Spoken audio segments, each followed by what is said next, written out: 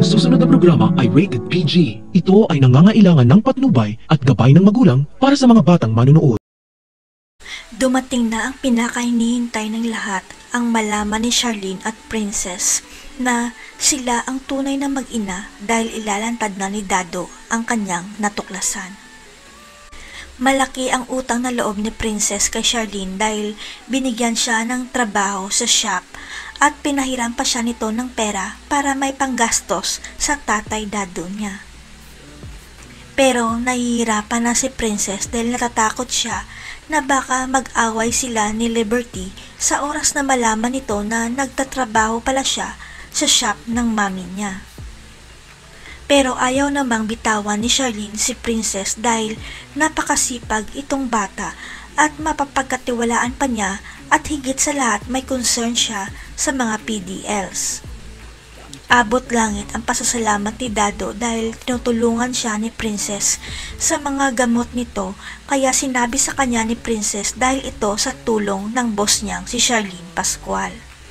Biglang tumigil ang mundo ni Dado nang marinig niya ang pangalan ni Charlene Pascual dahil may natuklasan pala siya bago siya maaksidente, ang CCTV footage.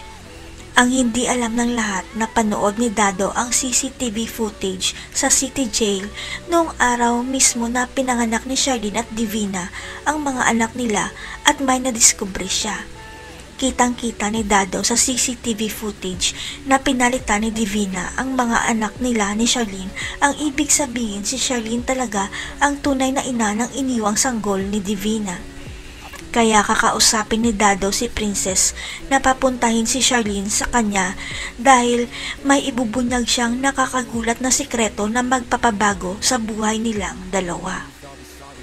Magugulantang na lang si Charlene nang sabihin sa kanya ni Dado na ipapa-DNA test silang dalawa ni Princess dahil si Princess ang tunay niyang anak, hindi si Liberty. Magsasama na kaya si Princess at Charlene dahil sila ang tunay na mag-ina? Babawiin na kaya ni Divina si Liberty sa mga Pascual dahil nalaman na niya ang totoo? Abangan.